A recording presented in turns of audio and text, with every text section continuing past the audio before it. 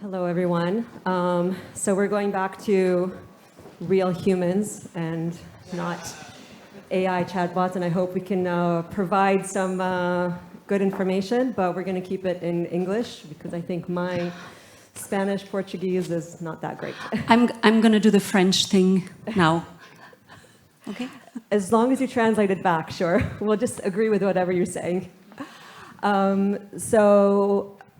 I met you all this morning, but just to repeat, my name is Dana Dar. We have a really great panel up here. I'm going to let them introduce themselves, and as you'll notice, each one is coming from a very different space, which I think is going to make for an excellent discussion as we're looking at the game, and we're looking forward at where we are, where we're going, and what needs to be done. So, Sophie, I'll start with you. If you can introduce yourself. Yes, so wow, it's very loud. No? That's fine. Yeah, sorry. So I'm Sophie Sauvage. It's my second time here. And when Marius invited me, I said immediately yes. And for those who've not been here in the past, you'll see that here it's family. And when you come back and that you meet again the people or meet new people, well, it's just a bigger family. So it's fantastic. Thank you, Marius. So I live in Lyon, in France. I've been a mergers and acquisition advisor during 30 years, not really in sports, a little bit from time to time. And the last deal that I made was to acquire the Seattle Reign FC in the NWSL for Olympique Lyonnais. And once it was acquired, the club asked me to represent them at the board of the NWSL, and I did that for 4 years, and I followed the project for them. And it changed my life, meeting people there that believe in women's sports.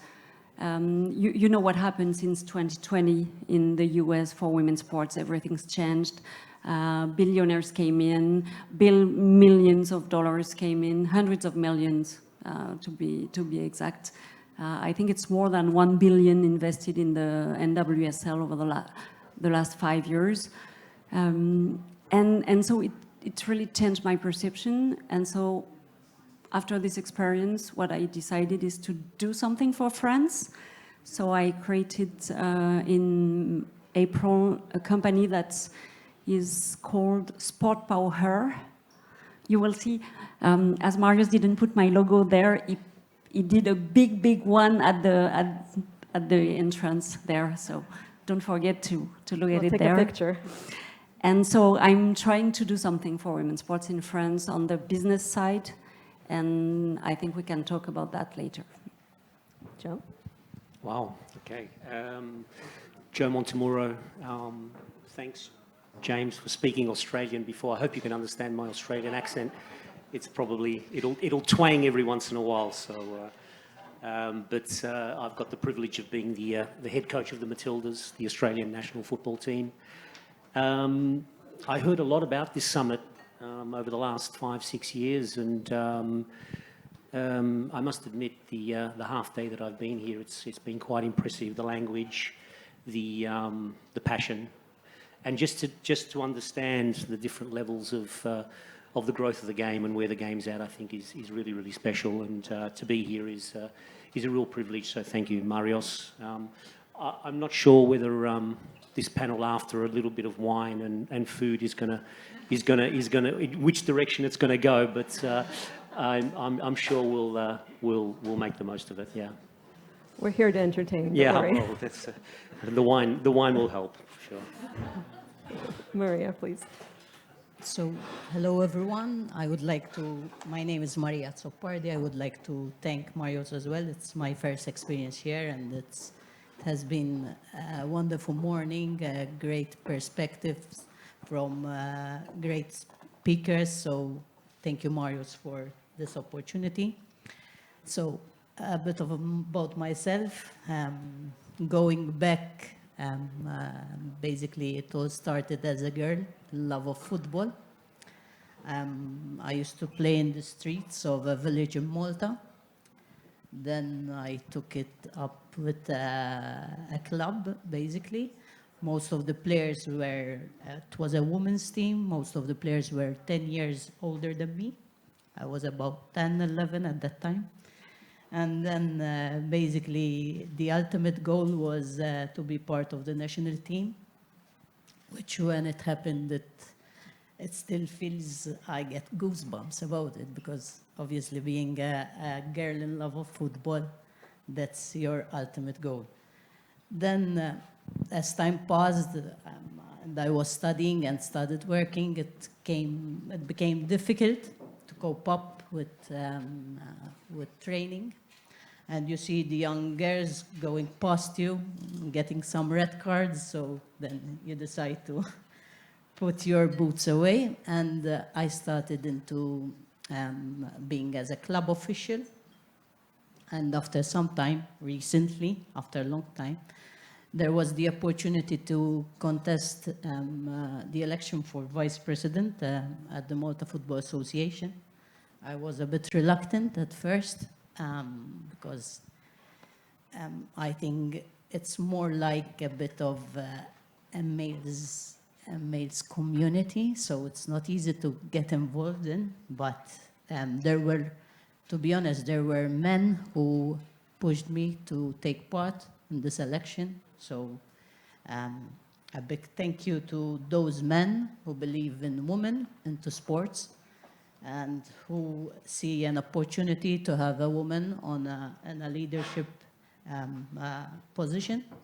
So then about a year and a half ago, I got elected. And then recently, since January, I was appointed as General Secretary. So basically, that's where I am today. It's still a learning curve for me, but basically, I have a good relationship with, obviously, the people involved in football, not just in the women's sector, but as well in the men's sector, because I believe that we have things to learn from each other. So that's my ultimate goal. And basically, I think that's it. That's a lot. That's not it. So as you can see, we have very formidable people here on stage. And I think this discussion is going to take us through a few paths, because we have the investment side, the on-field performance, and then a federation point of view, which we're all coming at it from a very different perspective, but all need to work together towards some common goal, which is progressing the women's game. We also have a very international panel, so coming from different experiences and how things are done differently, but what can we learn from each other across the Atlantic, across the Pacific, in the Mediterranean, and also what mistakes should we avoid, like learning the good and the bad, which I think was touched upon before. So I'm going to actually start, I think there was on a few of the discussions before, and this is kind of the main issue I think we have in this game is the investment, right? We need investment to progress the game. And Sophie, you touched upon it, that the last few years, all of a sudden, we're seeing a lot of money being floated around. But from your perspective, how do we ensure that it's the right kind of money? So when you're looking at it, what type of investors and investment are you looking at it so that it is an investment for the long term, for sustainable growth, and not just a quick in and out? If we speak about the US, I think that the rules in place and the model in place is really favorable for investments. We talk about the league process in terms of vetting process and making sure that people coming in are doing it with long-term vision and not short-term. And I mean, the level of requirements is so high that I think it makes projects viable. And there is a sound competition also. And, you know, in the closed league model, actually, it's referring to what Andrea was saying this morning. It's probably the most communist model in the world, and everybody has to agree. Everybody has to progress together, And I mean, it's huge that it's in the US. It's really funny, but it works. And it's attractive because with this, you have the valuation trajectory. If the league goes well, the valuation goes well. And it's a common interest. And you have also this thing to know the people that are coming in, because it's linked to individuals, even if the NWSL opened it to investment fund like Sixth Street or Carlyle. But they need to have people that shake hands and that say, we're going to do that together. So I think the model in the US is quite good. In Europe, honestly, I'm very happy that we have example like Mercury 13, Crooks, or others that are going. I think they are very bold and brave to do that, because we don't have this closed link model that guarantee valuation. So you really have to believe. You need to have a long-term vision, because it doesn't work overnight, and it doesn't work in 5 years. So if you need to have cash, a lot of cash, and you just need to commit to the long term. So I would tend to think that in France we need to strengthen the vetting process to avoid any mistake that we had on the men's side. And otherwise, I mean, it's so evident that now it takes time, and people going in. I mean, you just can't go there for a quick shift, for a quick, quick ROI. It doesn't exist. So I think we should trust the people who go into that. But the real question is, how do you do when you don't have the model that favor investments?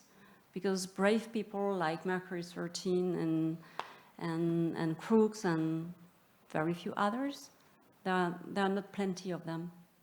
And maybe they will have to prove that it works to inspire others. And so how do we do in the meantime for the clubs who are not lucky to have this kind of investors? So what do you say to those clubs? Because as you said, I think there's two things that you brought up. One is right now we're still in that proof of concept for groups like Mercury 13 to show this model works, whether it's their model, the Michel Kang model, whichever one we're looking at. But we want to grow the game as a whole. And so some people are saying there's no time to wait for this proof of concept to actualize. So what's your advice to the other clubs in France or in Europe? Because as you said, the US is a different case that need the cash now. I don't advise clubs. I think I have one skill. It's to be able to speak to business leaders. I've been in mergers and acquisition for 30 years, so I never, basically spoke to people from teams, except with Olympique Lyonnais. But that's an oil rain. And so my skill is to speak to business people, and my mission is to convince business leaders from small, medium, big company that there is a fantastic opportunity and that they need to come into that and at least try. So I'm currently building a product that I call the SportpowHER House, which is an academy for companies to get involved in women's sports. And I tell them, guys, there are so many good reasons, so many good business reasons why you should try. So I have designed something for you, so just come in and you'll see. And after that, you won't go somewhere else. Yeah. No, that's a challenge, I think, convincing investors that this is where they should show them the value of where the... Investors, it's capital. And then businesses, they can bring money that can support clubs until they find the investors. But you need the money from businesses in terms of partnership that are long-term partnership. But the long-term starts with the short-term and the proof that it's worth getting into women's sports. But it's not donation, it's what do I have for the money I put in? What you have, I mean, if you just have 1 hour with one of the athletes, you got your money back, you know. Yeah. So, So Maria, on the investment side, it's a very different set of challenges working in a federation because you can't go out and look for those private investors. You're very dependent on governing bodies, on the government itself. So what is your pitch to your government or to UEFA, FIFA, in terms of helping elevate and bring the budget into the federation? Yes, basically when it comes to a federation, and it is very much when it comes to the reality of the Maltese Federation, it boils down to the funding from UEFA and from FIFA, but as well from the government, which plays an important part in the investment to football, to women's football as well. So what is the leverage in that sense is that basically we do show that it is a return on investment to the community, because football is not just the professional football. So what is done at grassroots level, what is done with the girls, and what football gives back, which is not just becoming professional football, because if you happen to find those girls or whoever grassroots that make it to professionalism, these are the few. But apart from that, football gives more than that, gives values and gives principles. So that is the return on investment that the government should look into, because investing in football, investing in women, participating in football gives you as well leadership skills. So you have a woman who is being empowered, a girl who is being empowered, and to dream of having an opportunity in top management. So I believe that when our relationship with the government is very close on this topic, because obviously we depend a lot on public funding as well. So what we have to give back is that football, women's football, is an opportunity for the future for these girls to become a part of our society and find their place into the community. Yeah, that's a great point. And I do want to touch upon the grassroots in a bit, but I want to tie in, Joe, something that I think is you're feeling the effect of on the on-pitch, is one, if there's no investment done in the players, in the leagues, how do you create a winning team if the players don't have the club facilities or the league facilities that they can train on? So from your perspective as a national coach, how important is that to have the investment coming into the entire ecosystem? Some amazing points, and I think underpinning both stories, I think from a national team and from a club perspective, I think if you're going to invest or find investors, I think there has to be a long-term story sold. There has to be a story of, okay, well, here's a starting point, and where are we going with this? I'm a big one for the club having, or the organisation having the stability of values, of a philosophy of who they want to be, because the investor will invest in something that they believe in. So I'll take really simple examples. Do you want to be a club that develops talent? That will probably bring a type of investor, because they're in the long term to say, we are developing talent and then we're working on certain things. Are we a high performance team that wants to win the Champions League? So I think it has to really start from there. And the perfect story that I can tell on this is I was in Australia. I was working for Melbourne City, the City Group. And I was employed a year before we received the franchise for the women's team in the A-League, in the Australian Professional League. Salary cap, so I didn't have a big budget. We had one field, and we had some okay facilities. Yeah, money, we were okay in terms of finances. We had base finances. And the biggest thing that I did from the start was to go and speak to a lot of the professional athletes in other sports, women's cricket, basketball, so on and so on, and ask them what does a professional athlete's performance day look like? What does every day look like? What does it mean? And I got all different scenarios. So the idea was to create the first professional women's football team through Melbourne City. We had this opportunity. Come in at breakfast at 8 o'clock, pre-activation, video, all the things that are just, for me, normal for a professional athlete. Men's, women's, whatever you want to call it. Normal. So we didn't create it on the fact that we're going to pay you big money. I was tapping players on the shoulder and saying, okay, you're coming into Melbourne City, you're going to be a pro footballer. You're going to get all the support you need, you're going to get the wellbeing support, you're going to get the ability to have psychologists at your disposition, so on and so on. So I sold the package, not the money. I sold the package of being a pro footballer. Melbourne City is now the most successful club. But I'm not saying because I created it, it's because we created a model that was sustainable for 10 years, and this was in 2014, okay? Now, for me, I think that you've got to identify who you want to be as an organisation. What do you want to be? How do you want to run things? Are you a high performance?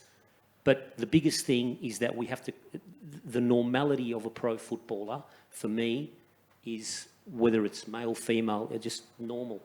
I remember winning the final. We won the final in the first year, and I was on the ground, and a journalist asked me, oh, but you were expected to win because you had all the best this and all the best that. And I'm going, we just did what pro athletes do. Normal pro athletes coming to work every day.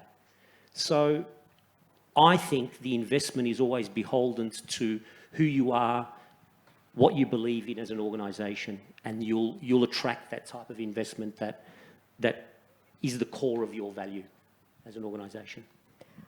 That's a really interesting point, and I want to bring it back to you, Sophie, in terms of, this is something we're seeing a lot in Europe in terms of the club identity, and now having foreign money coming in and investing.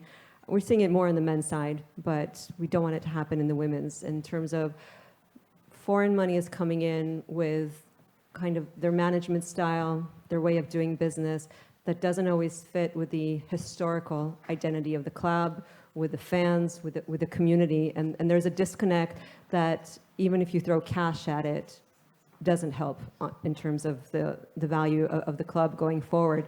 So how do we ensure, and this I think is also in terms of matchmaking, right? Making sure that it's the right business, the right investor coming to the club, that they're all on the board in that vision, in that understanding of what is the identity and how are we moving this forward.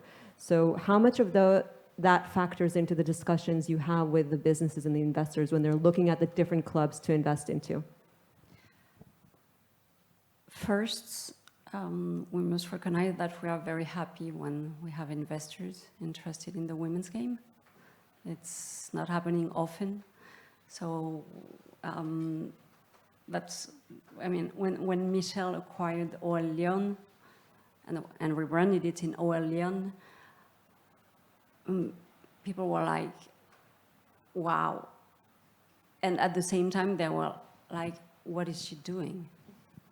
How can you put so many millions into a women's team? What is, honestly, what is our model?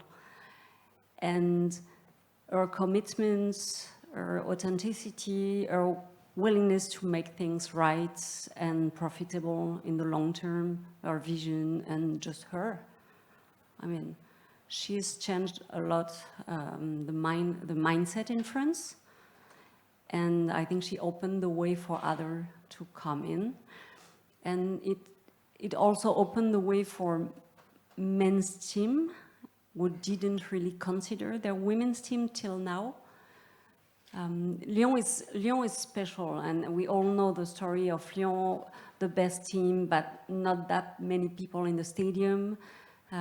So a real success on the pitch, but a late development on the marketing and more on the marketing than on the commercial, because in terms of sponsorship, it was always well done and successful, but in terms of marketing and attractivity for fans, it was not really done, and Michel is changing that, and so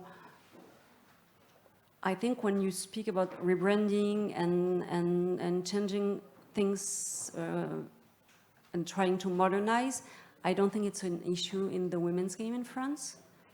I think OL Lyon has been accepted quite quickly.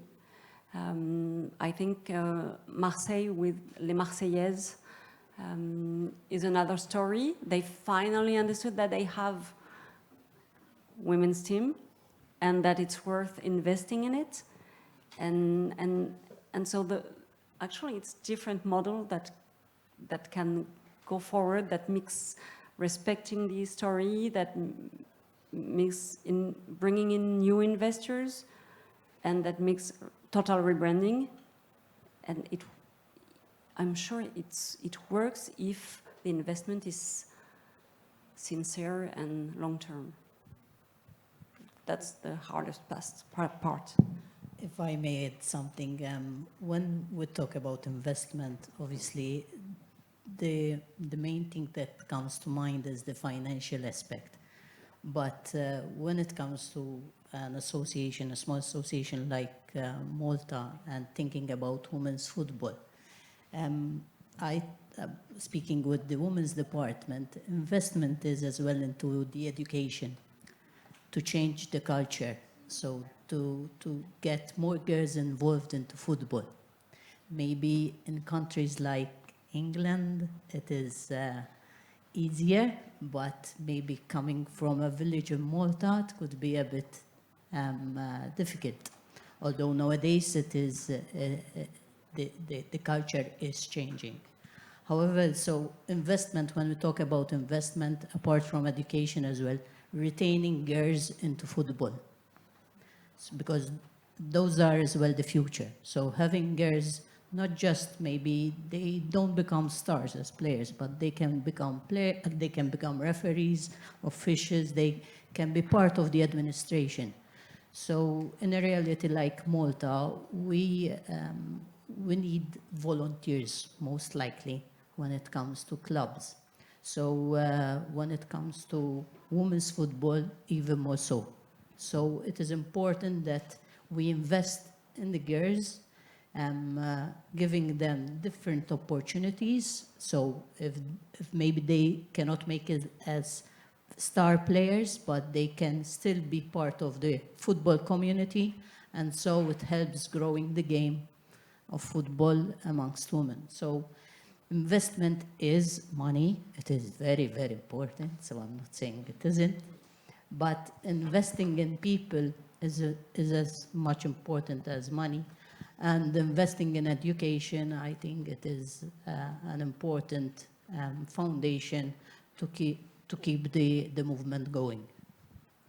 Yeah, and let's stay on that subject a little bit on the grassroots and the investment in grassroots. And I think prior to lunch we had, talking about training and academies, and even I don't remember the exact statistics, but even in England, where you're saying there is a football culture, I think a lot of the data is showing that around puberty there's a big drop-off, right? So girls enjoy playing, and then somewhere in their pre-teens, teens, huge drop-off for different reasons. And so we need to have kind of those structures in place to make sure they continue on that. And Joe, from your perspective, you kind of need to have the overall look, see who's coming up, who's the next generation that are coming into the professional and into the like the team number one. So When you're looking at it, what kind of support as a federation do you need to give to those girls, teenagers to stay in the system and to keep on with their professional life? Yeah, it's a great question because you know the reality is that there is quite a large drop-off point in that 14, 15, 16. Look, I can only speak from, I suppose, the high performance area where you know, are we doing enough in the development in academies to give those levels of touch points and understanding for them to understand, okay, well, this is what it's like to be a pro player. This is what are the base ideas that are needed, both on and off the pitch, and are we doing enough to keep them in the game to do that? So I can only speak from a federation perspective, and in Australia we have massive identified gaps where they're identified very young. Then there's a gap before they get into the next batch of national teams. So you could have a 3-year gap where you lose a lot of players. So our responsibility is to find a method to, I suppose, instill those identified gaps within the pillars as a federation. So obviously Australia's not a small country like Malta. It's a bit of a geographical nightmare, to be honest. So we effectively now have to work within the regions, and we have to now employ coaches within those regions to keep those elite players going. But the sad thing is that, you know, I think there's massive opportunities to keep people involved in the game, keep players, keep females involved in the game, not only as footballers.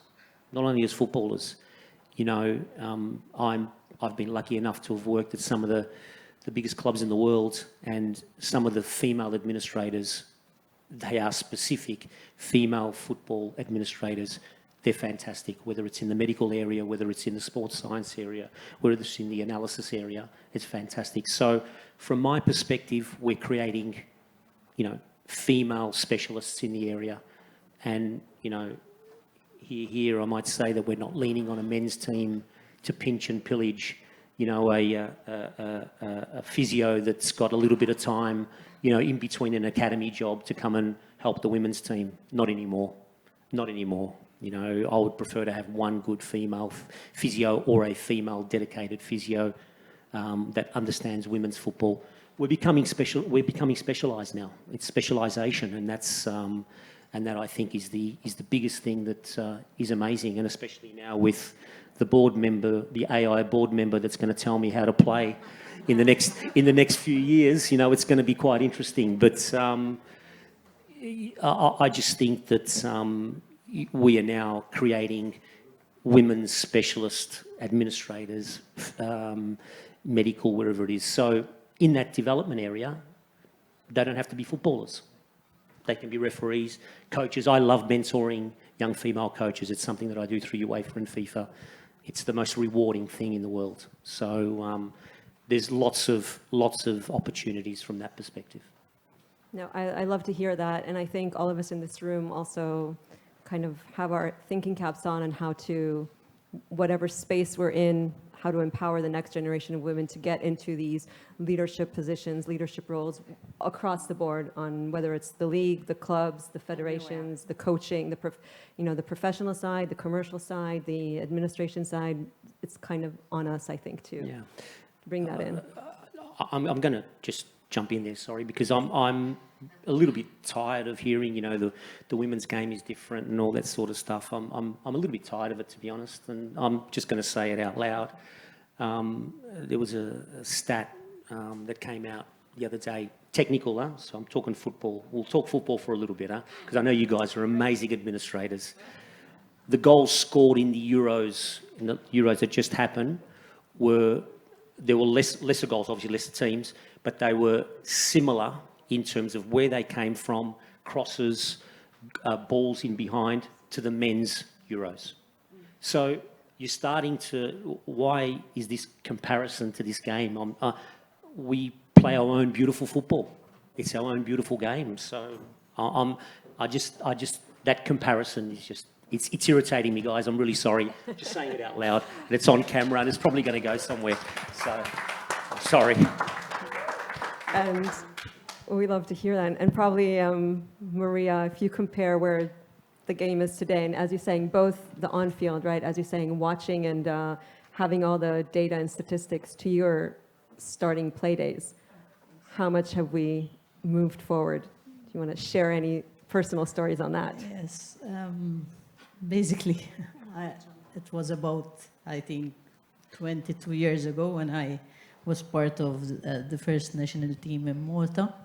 During that time, just a little story, we used to take our liquid soap with us to wash our clothes, training clothes and kits and all that.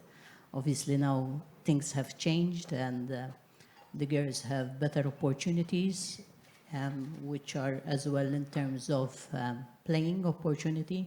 We used to play maybe 2 games, 3 games every 2 years, international games. So nowadays they play about 8, 10 international games per year. So we have different age groups as well. And while, as I said earlier, I used to train with women that were like 10 years older than me. So yes, I think we have gone a long way, but there's still much to do. When it comes to the leadership part, I believe that in Malta, we did a smart change in the regulations where we introduced for one-time quota, which means that a vice president had to be a woman, and that's why I was elected. Because no, in the sense, no, but let's speak reality.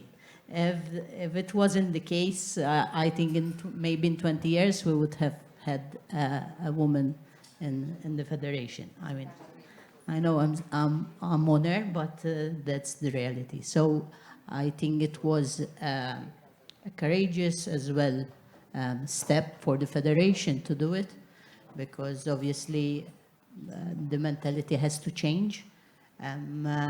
It happened, and nowadays, after appointing me as General Secretary, they're showing that there is belief in women into top management. So basically, I think in some countries we do need this push. I sincerely, I wasn't going to contest the elections because in principle, I wasn't in favor of quotas.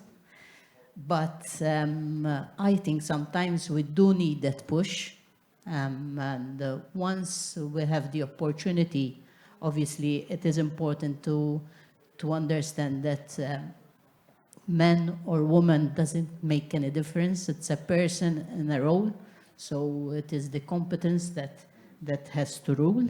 But at times, we do need that push to be part of it. So basically, that's it. As well, I would like to mention something as well, which the Maltese Federation has discussed with the women's team, which is, and nowadays it is part of the agreement, it's the return of a player after maternity. This is an important subject, which I think associations and clubs need to tackle, because after maternity for a player, it is difficult to return to football, not just in terms of the physical aspect, but in terms of the mental aspect as well. This was an important step forward for the federation to discuss this important aspect with the women's team, and now it's part of the agreement that we have, a memorandum of agreement that we have concluded with the women's national team, where we provide assistance to return to play. So all these changes in regulations, whether it is agreements with the teams, I think they are still necessary. Otherwise, I think we wouldn't do a summit on women's football. So it means that these are still necessary to put obviously the woman in a position to be part of football. Sophie, I'm going to take it a minute to the private sector, because I think, you know, one of the funds that we were talking about before are all women-led. And so there's this idea that if it's a woman-led fund, she's going to invest into women's sports or women's football club. And then it's more challenging when it's men in the leadership. So how important is it also for the private sector to have women in these senior leadership roles, from the financial side, from the business side? And do you find that when you go out and talk to these businesses, when there are more women in the boardroom, there is more receptiveness, or is that a myth? I would love that it would be true, but it's not. Sorority is not something that is widely real. Still have to make a lot of progress on that. So over the last months, when I started selling my new products, I've been speaking only to men. And I had my first call with a woman yesterday, actually, which went well, which went well for the moment. I think we still need to have probably another generation of women to get into the game. We see, I mean, Vicky's Vicky Kotevina is a young woman. She's an incredible, brave leader. And Bex is, I mean, you know, all these young people doing that, they are bringing something new. But in the businesses, to convince a woman in a position of leadership to get into the women's game, I think there is a reluctance, in France at least,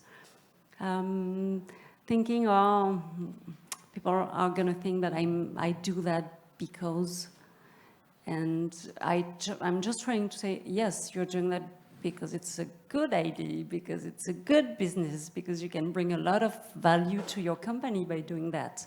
Because, yes, you can go into men's sports and it's great too, because I'm not competing.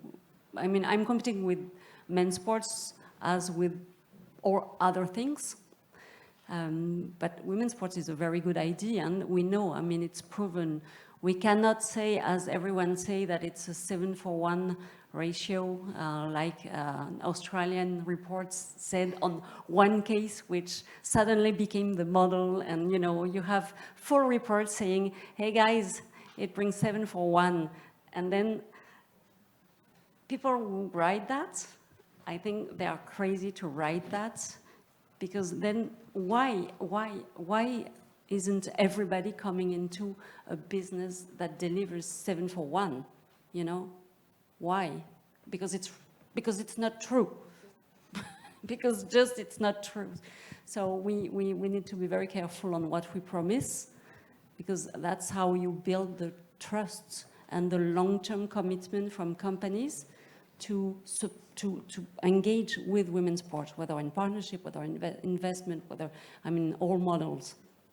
And the other thing that I have in mind is that in France, at least, 60% of the value of sponsorship at the national level is made by small and medium-sized companies. So when we speak about brands, yeah, brand, that's great.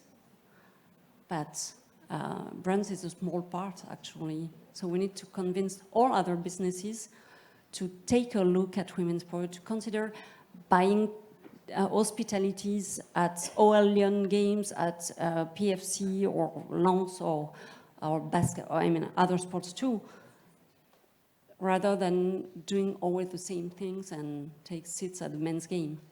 Because money from the hospitalities, it's real money too. Yeah, I think this is something else that it's important to look into a lot of the regional markets in the US in terms of how they do it. And the reason they open up franchises in certain areas are because they have that local community engagement, both from a fan perspective, but also from the local businesses, as you're saying, the mid-sized ones that are going to do that. I'm conscious that we're nearing our time, so I am sure there are going to be many questions up here, so opening it up for questions right now. Can I ask a question Please. first to Maria? Of course. Because, yes.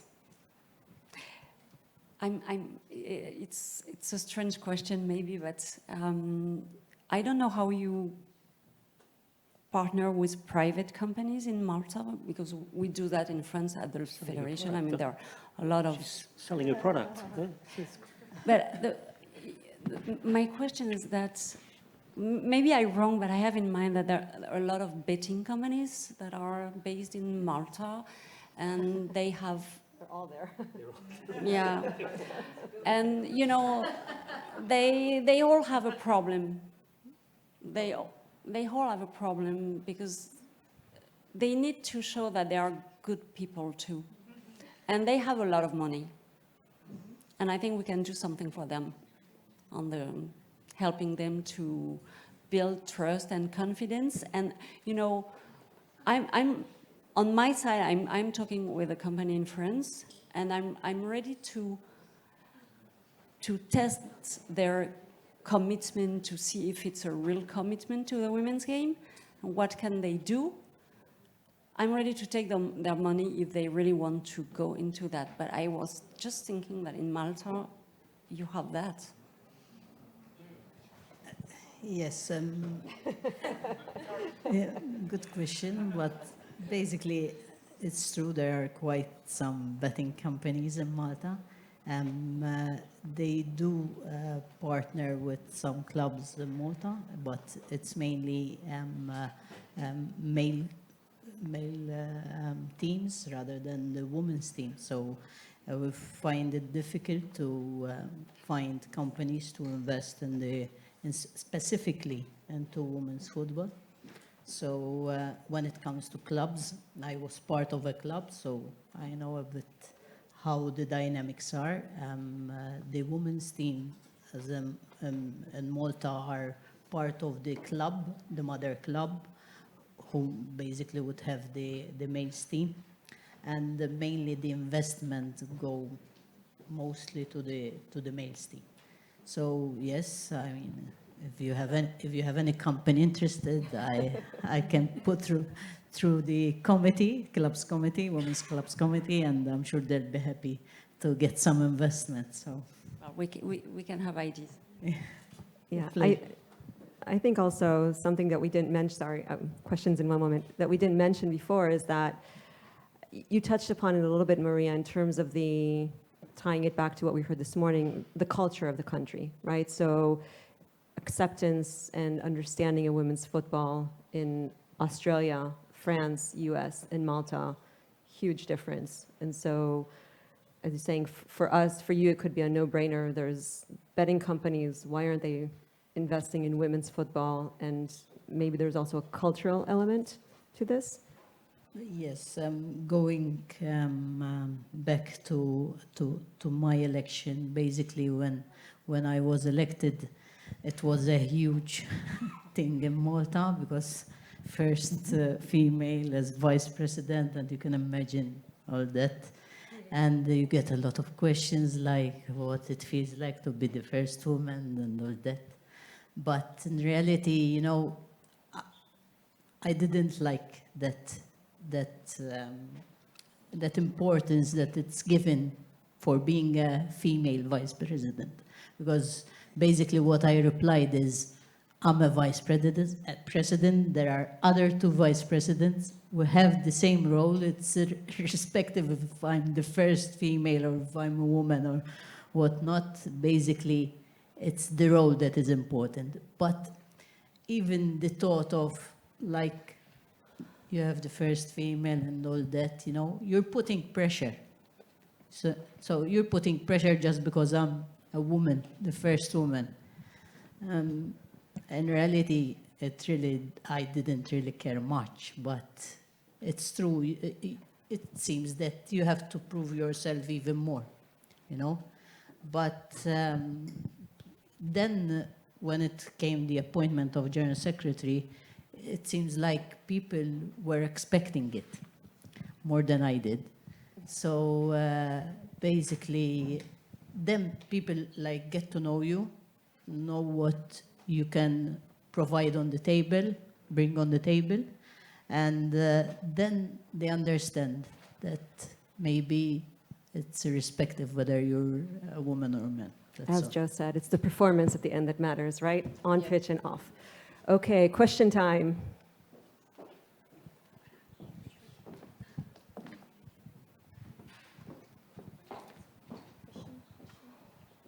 Wine's kicked in. The wine's kicked in, huh?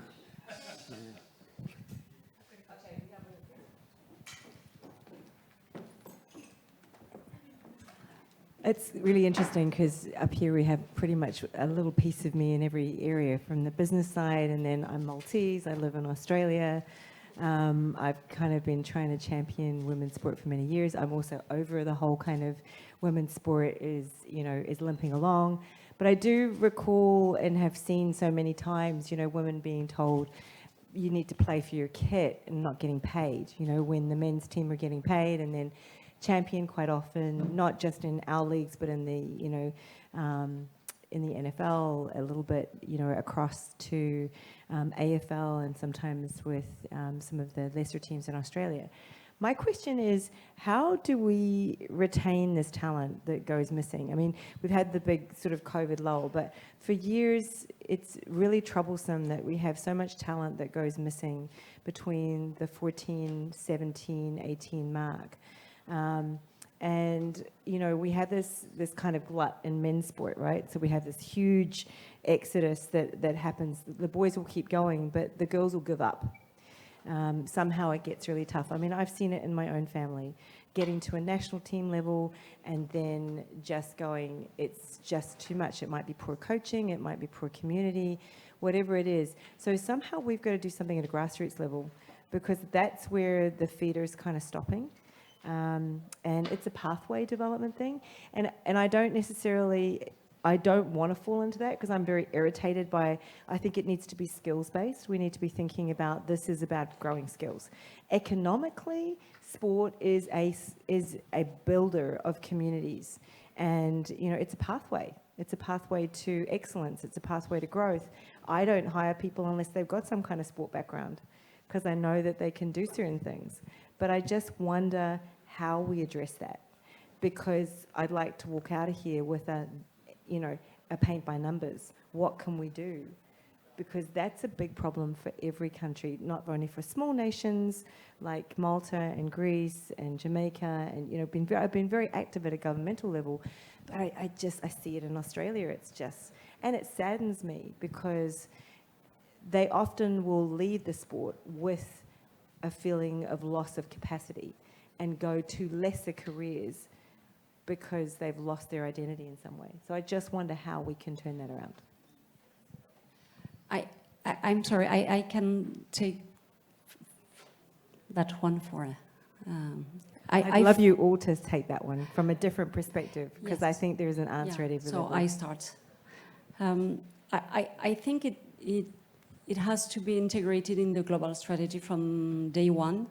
And when we want to raise women's sports, it goes to girls' sports too, because if you forget that, if you just speak about women's sports, you forget a component.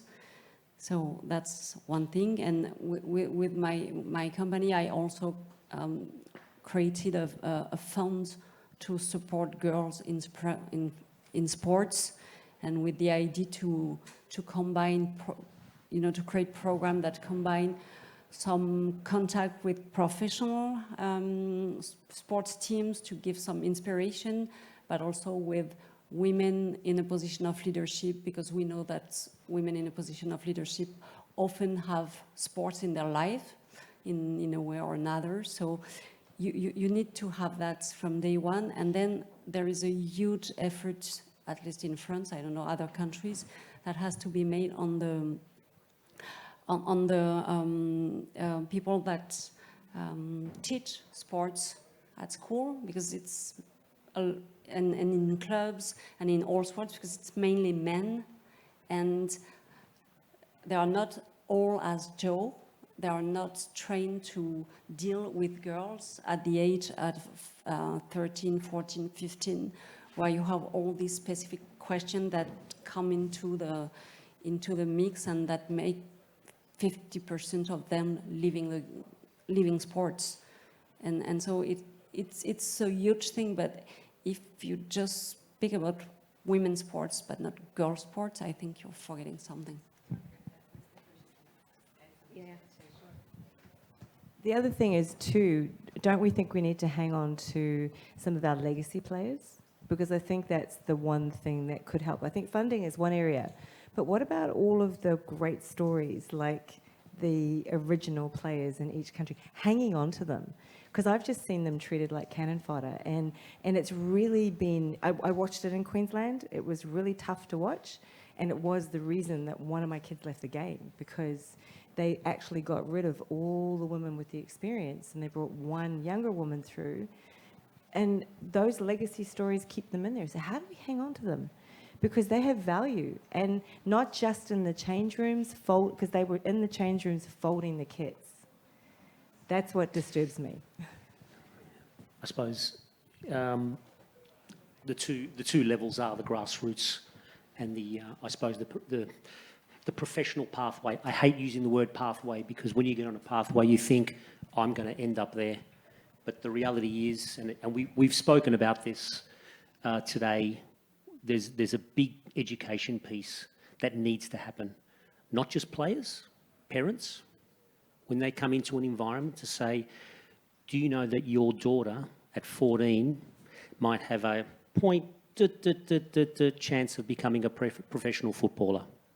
Okay, but there is this hype, there is this, I suppose, segregation that happens, that the better players are put here, they're there. The ones who are probably late developers are not included in that. So there's a lot of identified gaps in development, which is really frustrating, really frustrating. The other one of the role models of ex-players, I've been pushing that for that many years. They are the most valuable people you have in your club.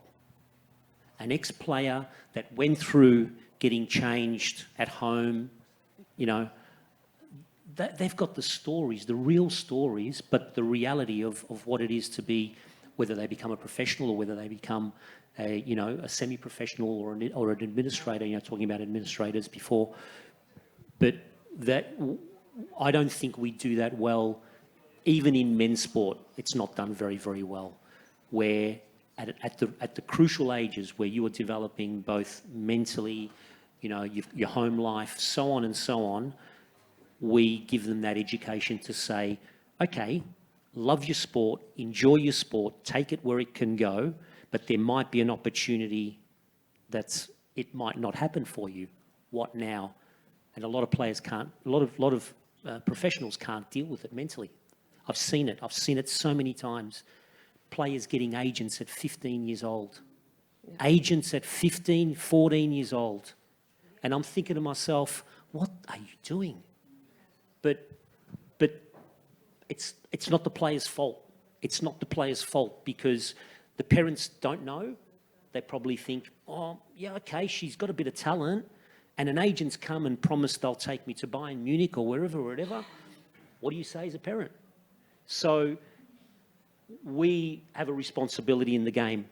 Federations, clubs, ex-players, to have this level of real education. Because education, we do all these talks, yeah, all beautiful, but it's the day-to-day. It's every day that a player comes into an environment and says, okay, I want to be a pro footballer. I'm 14, 15 years old. I've got a little bit of talent, but whoa, there is a process along there. And I think we lose them because they either go on and love the game or they absolutely hate the game. Why can't they just, understand the level that they're at, educate them to understand the level that they're at, and go along your way there, and there might be another place for you. But we have a big responsibility at Football Australia, I'll be honest with you, to make that work better. we don't do it well. And the ex-player one is gold. There isn't much to add, so it's basically opportunity, education, and giving possibilities to each girl, not necessarily to be a player, but have other opportunities. I think that's all. I'll add something, and I think I don't see where Laura is, but she talked about it earlier because I also come from the U.S. system where you have more girls staying in because sometimes it's a ticket to college, right? So even if you know you're not going to be a professional football player, but you know by playing soccer through my teen years, I might get a scholarship into whatever university. And I think we need to maybe on the European side, the way the clubs, the academies work, is look at it as also not, as Joe said, there's a path towards something. So it's not necessarily that you're going to make it big as a football player, but you are going to get different skills that are going to help you in life later on. Because, and I think, again, Laura said it, we know that women who played sports are better in the boardroom. They are better leaders. They are better in any business that they do. There's a lot of data to support that. So looking at education and looking at the potential for girls and young women to tell them, yeah, there isn't 0 point whatever it is % that you'll be a professional player, but there's also an X% that this will just lead you on a pathway to success in life in whatever it is you choose to do, because playing in that environment will teach you things. And I think that's something that we should also look at in terms of there's other things to do in life within the football world and the supporting ecosystem and outside of it, if that's what they choose to do, especially for the legacy players on the second stage, because that's where you really see it, right? When they're in their 30s and they retire, and then what do? So help along every path, every point on the path.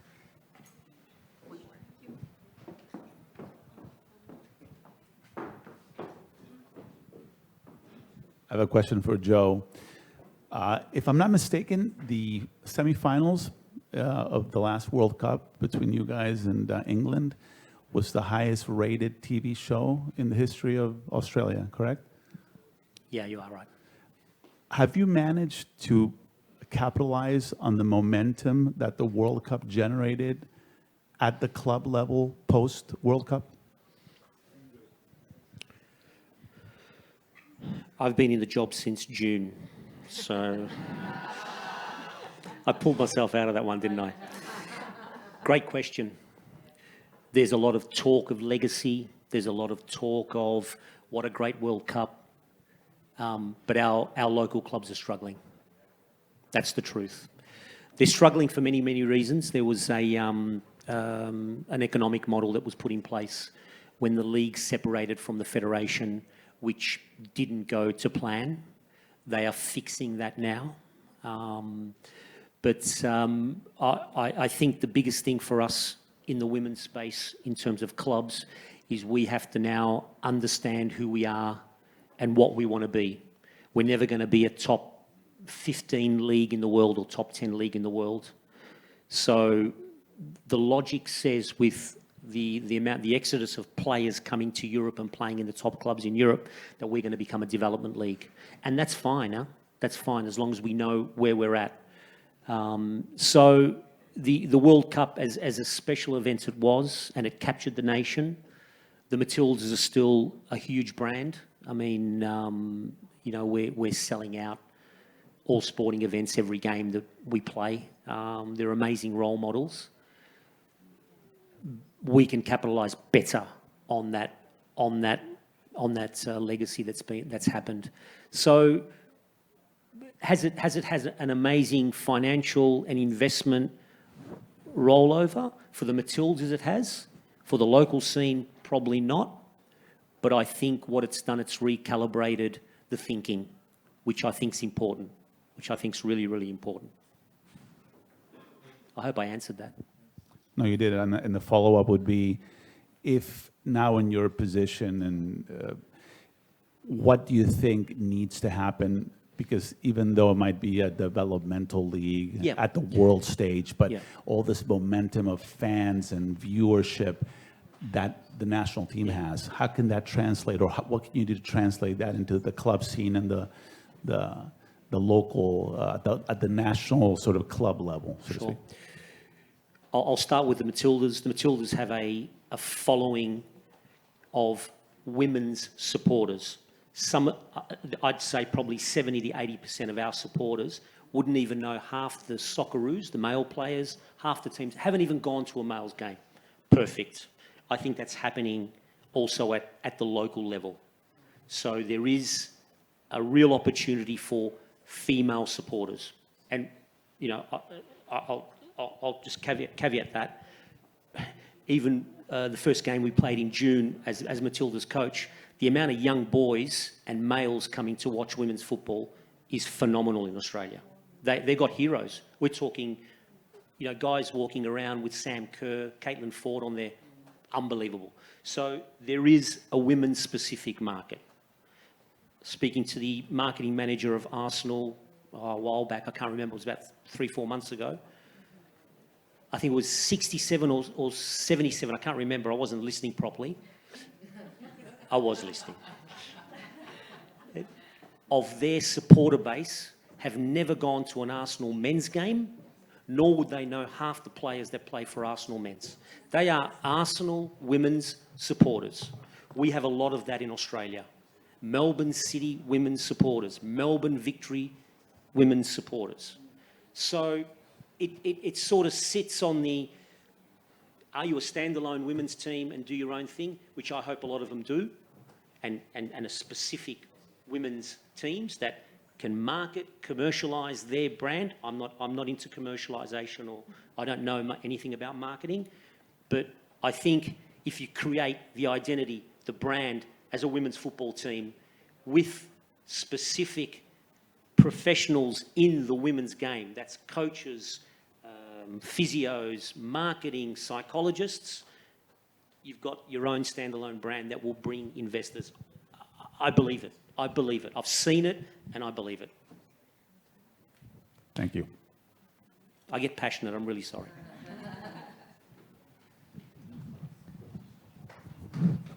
That's us. No.